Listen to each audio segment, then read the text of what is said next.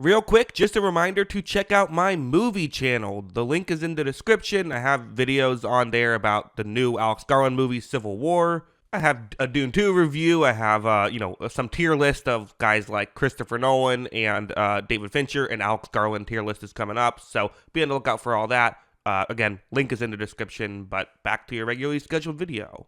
Well, all right, let's talk about Stefon Diggs. So, a lot was made about Diggs in general. What is he going to bring to the Houston Texans? Well, I figured let's jump into the film, talk about why things ultimately went wrong in Buffalo, because he wasn't playing his best football at all towards the end of the season, and maybe what that means for Houston going forward, and part of, kind of tells the story of why the Bills ultimately made this move.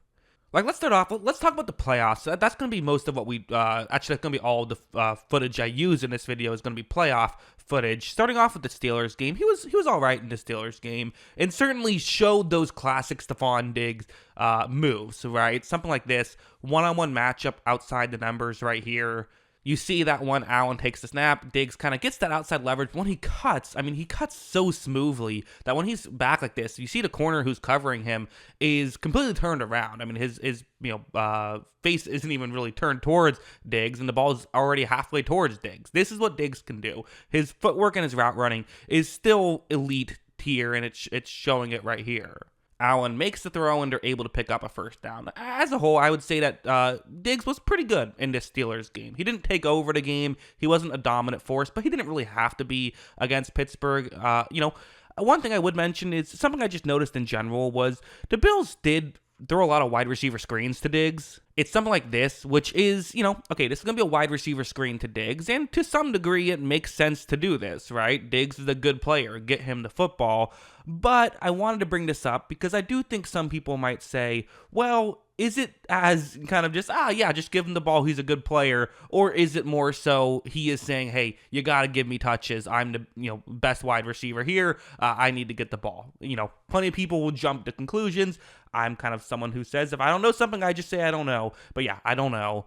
You are going to see, though, Allen is going to flip the ball to Diggs, who, picks up some yards. It was a fine play. These are fine. Again, is it nefarious reasons? Is it pure-hearted, just trying to win reasons? I'll let you be the judge. Just something I noticed and wanted to bring up. But the Chiefs game was where things get really interesting, I think. Like this play, for example, everyone talks about that drop that happened late in the game. I don't think we need to go over that. I think we all remember the big drop. I feel like people forget, though, early on in this game, he fumbled the football. Look, right here, Allen is going to flip the ball to Diggs, who ends up losing the football as he's trying to gain yards. A Bills player knocks the ball out of bounds, got a flag for it because he hit the ball out of bounds. But, you'll take the flag over losing the football, so still not a bad play.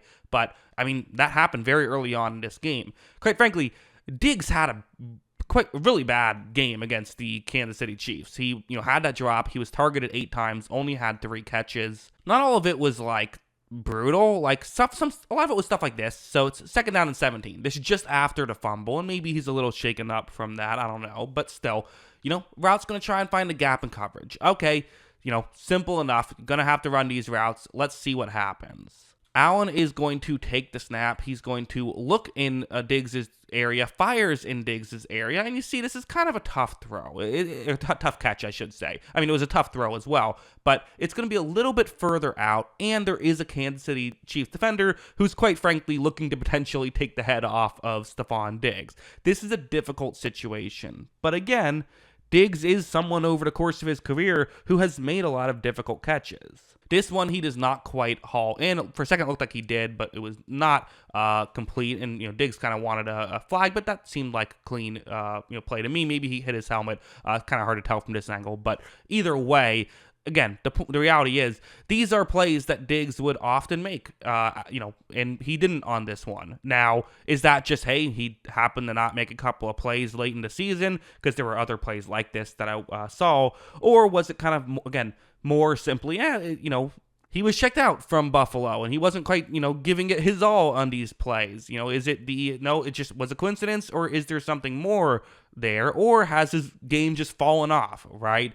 Those are the questions that Houston is are going to be answered once he gets to Houston. But again, I got to go back to this. We still saw the flashes of the greatness from Stefon Diggs. Something like this. It's zone coverage. You see where he is on this play. He's the one who I've circled in yellow. So because of the zone coverage, when his play begins, Diggs' route is kind of just trying to get into a gap in zone. But what it's also doing is a linebacker is the one who's covering Diggs, which is a pretty, heavy mismatch right here, right?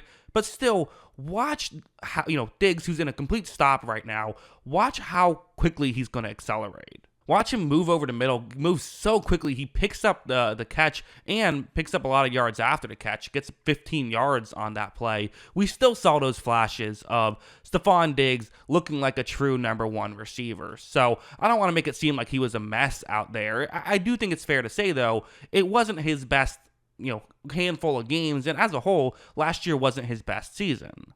If you look at his just box score stats, we'll do this real quick. You see that, he's had really two standout seasons over the course of his career. Because for Minnesota, he played the 5 years there. He, in his final 2 years, he had 1,000 yards each and had over 800 yards each of his final 4 years. So was a quality contributor for a while. Gets traded for a first-round pick, and it's kind of a match made in heaven at first, right? Him and Allen worked so well together. Diggs has a career-high 1,500 yards, a little bit down in 2021, but then back up to 1,400 in 2022. But last year, it is once again down to 1,100 yards. And if you're thinking, well, was he hurt or anything? No. This is actually the second most snaps he has had in a season. If you look at the Pro Football Focus grades, you see that, so his 79 grade, is down from the year prior, but actually the kind of, the bigger standouts, it's weird, the bigger standouts you see are the 2020 and 2022 season, which, again, that correlates with the yardage as well. Usually he's been around a, kind of 1,000 to 1,200 type receiver.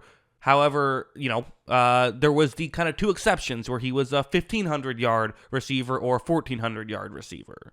It's interesting because I do think that had you just seen, for example, had he had, out of all of his, career years, his 9 years in his career, if 8 of them were 1,100 yards and one of them was 1,500 yards, you'd say, okay, well, he's an 1,100-yard guy who had one particularly great season. Makes sense. What's weird is he's had multiple of those really good seasons, which kind of throws a wrench in all of this because, clearly it isn't just a fluke because he's done it multiple times. I guess, the old expression is 1 is a fluke, 2 is a coincidence, and 3 is a trend. So maybe it's not quite a trend, but you can't get the third without the first 2 first. So I don't know. Here's what I think. I think I would expect him to have around an 80 PFF grade and another 1,100 yards. That's what I would be expecting if I'm a Houston Texan fan. I also kind of think that's what they traded for. I think they traded for a guy who would be around there. The contract is not terrible for the Texans, given the fact that the Bills are taking on a decent amount of it. So to me, that kind of feels like what they're trading for. It's like, no, this will be like a solid, number one option, but not elite guy that we're expecting to get. And for the, Texans who have Nico Collins, who should be talked about way more than he is. That guy's amazing. And Tank Dell, who looked really good when he was out there last year. This could be an elite receiving core, even if Diggs isn't a 1,500-yard guy. Adding an 1,100-yard guy is easily worth a second-round pick when you're also getting 2 picks back, even with the fact that he is getting up there in age and the fact that you have to pay him because you're not paying him that much money. So as a whole, yeah, I'm a fan of this move totally. I do think it's fair to say that maybe he won't be an elite guy, but he'll probably be really good for the Houston Texans. And there is also the potential that he could be elite too. I'm not saying that can't happen. So really interesting stuff. But yeah, those are my thoughts. What are yours? Let me know in the comments below. Always love hearing from y'all. And of course, as always, thanks for watching.